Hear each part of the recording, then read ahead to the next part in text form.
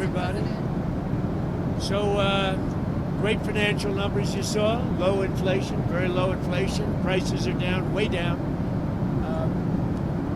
Gasoline is less than $2 in many places a gallon, which nobody expected to see, but I did, because we're going by the initial expression of drill, baby, drill, and prices are coming down very strongly. And as goes gasoline and oil and gas, so goes the rest of other products that were high because of Biden. So we inherited a mess, and we've brought our country back very, very powerfully.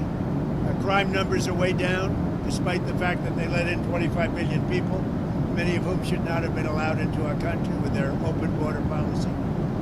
But it's the country's doing very well. Any questions? What are you expecting from these Iran talks in Geneva tomorrow? So I'll be involved in those talks indirectly, and they'll be very important. We'll see what can happen. I mean, it's been typically Iran's a very tough negotiator. They're good negotiators, or bad negotiators. I would say they're bad negotiators, because we could have had a deal instead of sending the B-2s in to knock out their nuclear potential, and we had to send the B-2s. I hope they're going to be more reasonable. They want to make a deal. Have you been told that a deal is next to impossible? No, I think they want to make a deal. I don't think they want the consequences of not making a deal. They want to make a deal. Are you going to sit down with Democrats this week on DHS funding, sir? I will, but we have to protect our law enforcement. They've done a great job. I just got finished saying that we have the best crime numbers we've had in many years, and on murders, 125 years, and that's despite a lot of people that shouldn't have been let into our country coming into our country, criminals, many, many criminals, but we've taken out tens of thousands of people, brought them back to their countries. Many of the criminals that were brought in, allowed to come in, have been removed. So, we're okay. But to have the best crime numbers, which aren't made by me, these are made by people that do that, many left-leaning. We have the best murder numbers. Horrible thing to say, but we have the best murder numbers since 1900. That's before my father was born. 125 years, think of it. The best crime numbers since 1900, having to do with murder, and really good crime numbers, the best in years. Are there any demands that Democrats are making that you're okay with? Well, I don't like some of the things they're asking for. We're going to protect law enforcement. We're going to protect ICE. They're part of the whole system that is working. In Washington, D.C. now is considered a very safe city. When I took over, it was a city that we were losing 2-3 people a week.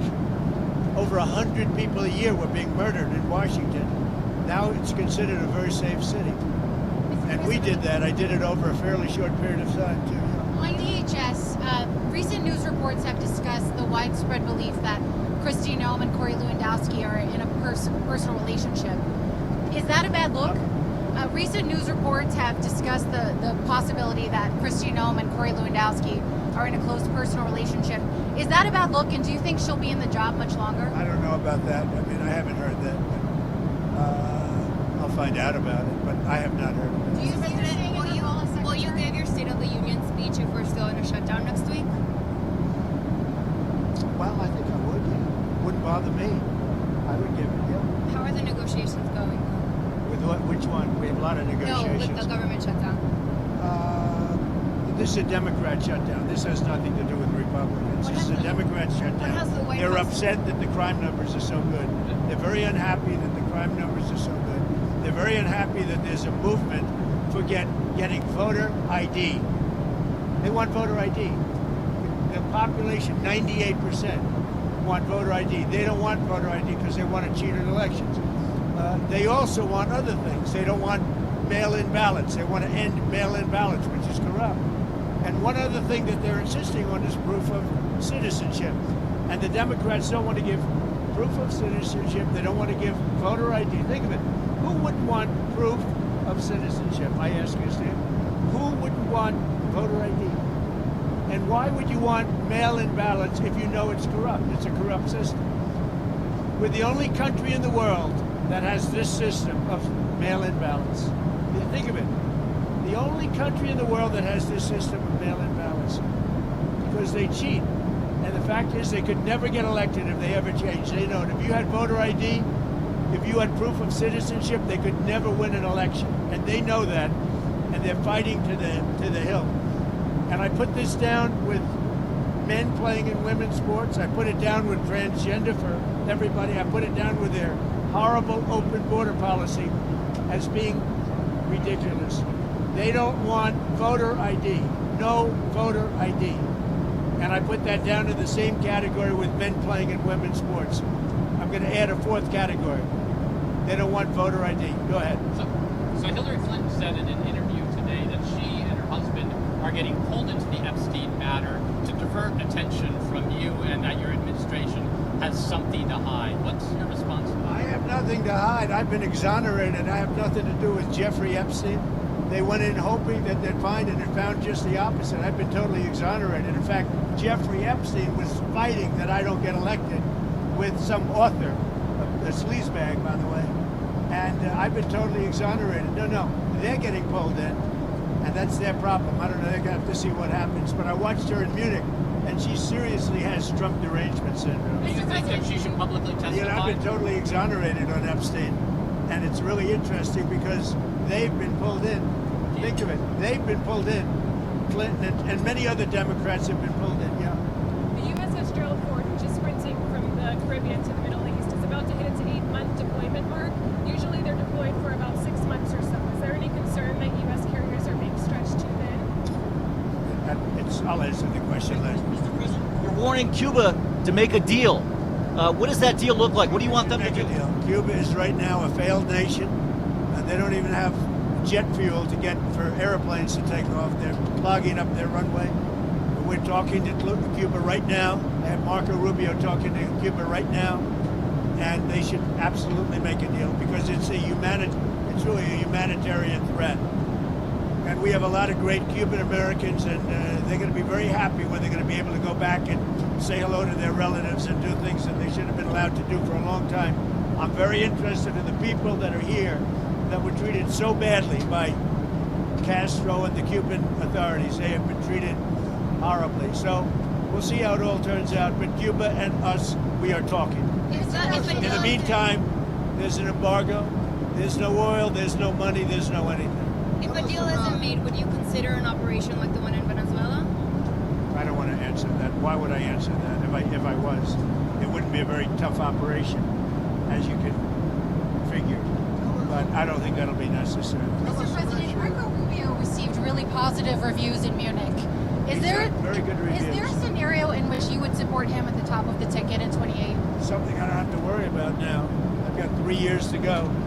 So it's something I don't have to worry. JD's fantastic and Marco's, they're both fantastic. I think Marco did a great job in Munich. President Xi, in your talk with him recently, it warned about sending more weapons to Taiwan. What was your response to him? Are you going to send more weapons to Taiwan? I have a response. I'm talking to him about it. We had a good conversation, and we'll make a determination pretty soon. Tell us about your trip We have a very to. good relationship with President Xi. Tell us In about. fact, I'll be going, I guess, in April. I'm sorry. Tell us about your trip to Rome, Georgia on Thursday. Your trip to Marjorie Taylor Greene's old district. Well, we have a lot of people that want to take Marjorie Taylor Greene's place, and many, many candidates, and I have to choose one. And they say whoever I endorse is going to win, but we have a lot of good candidates who want to take her place. So your Board of Peace meets for the first time this week. You said it could be the most consequential international organization ever. That's a high bar. What do you want for this first meeting? Well, I think it can be. We're going to have all world leaders. They're putting up tremendous amounts of money, and I think it's going to go far beyond Gaza. I think it'll be peace all over the world. And we're working in conjunction with the United Nations. Look, the United Nations is there.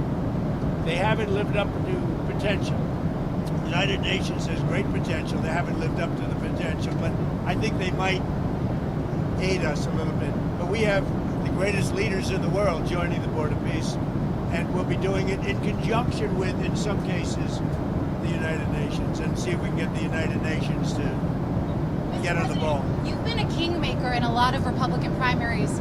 A lot of people. Including foreign nations. I was very honored to see that a very wonderful prime minister in Japan won by a landslide. I think she was going to win, but she won by just about the biggest vote ever in Japan. and she attributed my endorsement for that, and that's very good because we have a great relationship with her and Japan. A lot of Republicans in D.C. are asking you to endorse John Cornyn, but you haven't yet. Is there a chance you wouldn't endorse Paxton, and why haven't you endorsed Cornyn? I just haven't made a decision on that race yet. It's got a ways to go, and I haven't. He's a good man. John is a good. I like all three of them, actually. I like all three.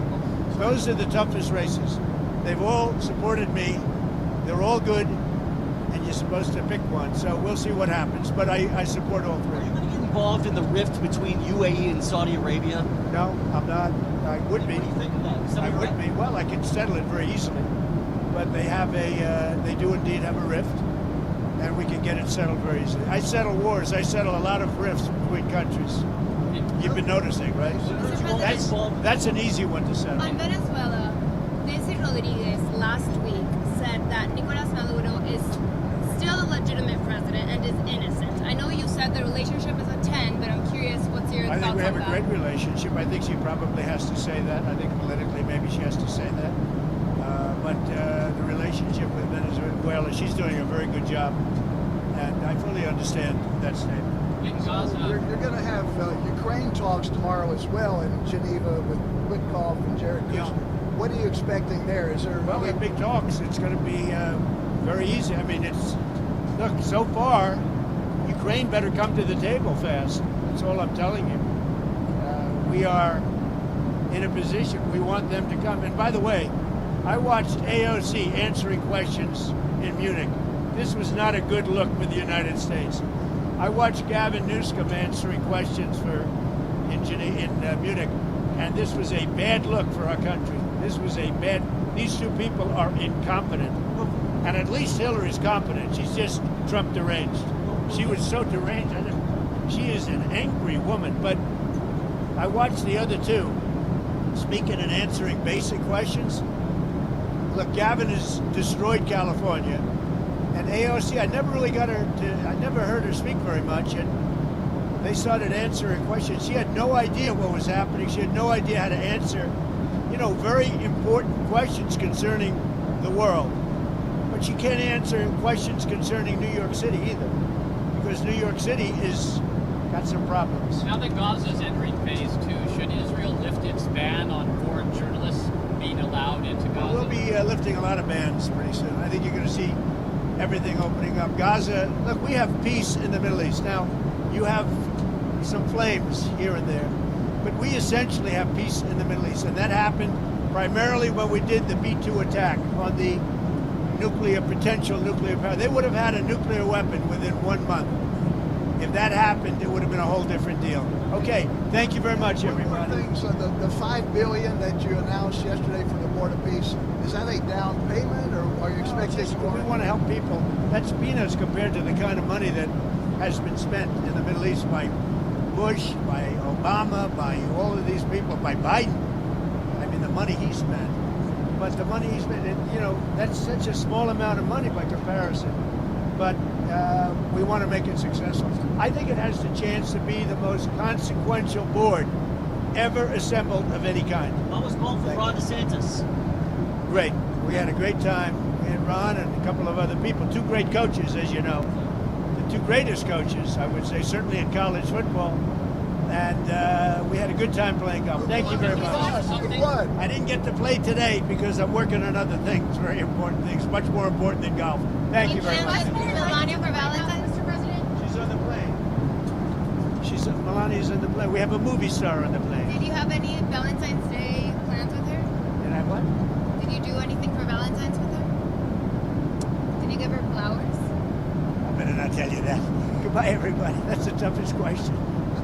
No, she's very, I'm proud of the fact, her movie's so successful. It's a tremendous hit. And she does a good job. She does a very consequential work. I think you're going to see in the end that she's going to go down as one of the truly great first ladies. When you see what she's doing with Russia, Ukraine, and so many of the other things she's doing, she's done a good job. She works very hard. Is Westmore invited to the White House this week, Mr. President?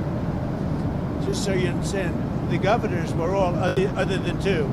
One was from Colorado, where he's got a 73-year-old woman who's probably got serious cancer, confined, and for some time in solitary confinement because she pointed out the voter theft that was taking place. In other words, she pointed it out. They arrested her and they gave her a 9-year sentence. And he better let her go because it's a disgrace. And the other guy's just a bad governor. He's not doing a good job. Wes Moore, he's doing a terrible job. So he's not And you invited. can see that. Well, I didn't invite those two. If the rest of them don't want to show up, that's okay. I hear they're coming, a lot of them. The White House is a great place to be. But no, I don't like the job that Wes Moore's doing. I don't like the job he's doing in the bridge. I don't like the fact that he did that horrible, with the pipes and the Potomac. And he's not doing the job. They got to do it. And I'm going to have to get the federal government involved in getting it fixed because he can't fix anything. Thank you very much.